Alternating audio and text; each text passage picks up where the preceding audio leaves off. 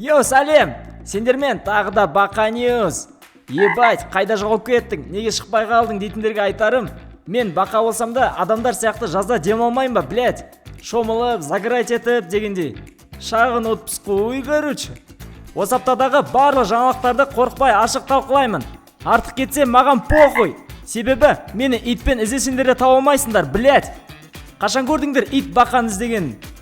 Ендеше Еркес Махан мен Эйзидің махаббат сияқты соза бермей, бүгінгі нихуё жаңалықтарымды бастаймын. Кеттік!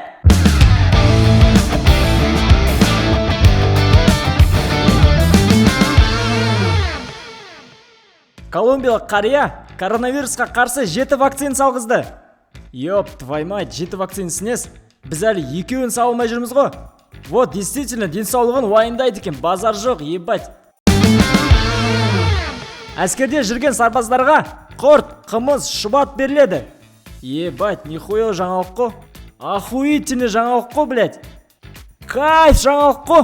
Одан басқа не айтасың, нахуй? Қазақстанда тағы бір жаңа пән пайда болды. Енді мектептерде балаларға домбыра тартып үйретеді. Ебать, не дейді нахуй? Главный, темекі тартып үйретпеңдер, блядь. Алматыда жалға берілетін пәтер құны минимум 180 мың теңге. Айналайын, жалға берілетін тәтешкалар. Кішкене балаларды ойласаңдаршы, 180 мың деген пиздец қой. Ана балалардың давлениялары 180 болды ғой, блядь. Қойыңдар енді. Мына видеоны көрген шығарсыздар.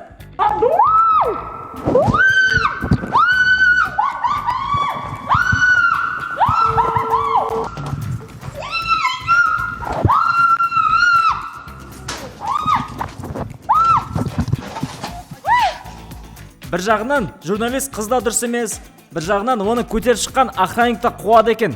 В общем, екеуі асықпай отырып шай ішіп, между собой сөйлесіп тастау керек қой. А то мыналарың пиздец ұят болды енді. Мына әкімдіктің міне күзетшілері осылай жұмыс істейді. Тамды ауылында жарық көп сөнеді екен.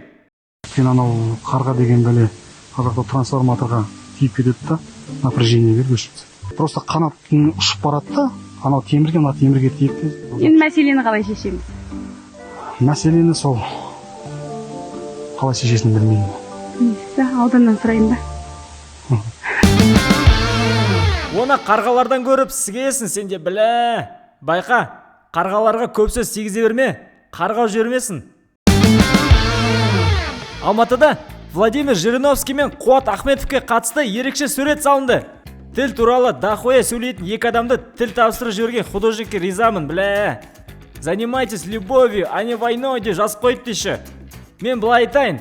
Занимайтесь саморазвитием, работой, спортом, а не хуйней, блядь. Нұрсұлтан тұрғыны Ресей елшілік жанында тұрып, халықтар достығы үшін қымыз ішті. Әр өткен көлік сигнал берген сайын бір кесе қымыздан алып отырды. Бля, красавчик, достығы үшін қымыз ішті міне. А то біздікілер за дружбу басқа бірдеңе ішеді ғой. Бля, Айбек, сен ішпеш? Сен ішсең пиздец қуып кетесің.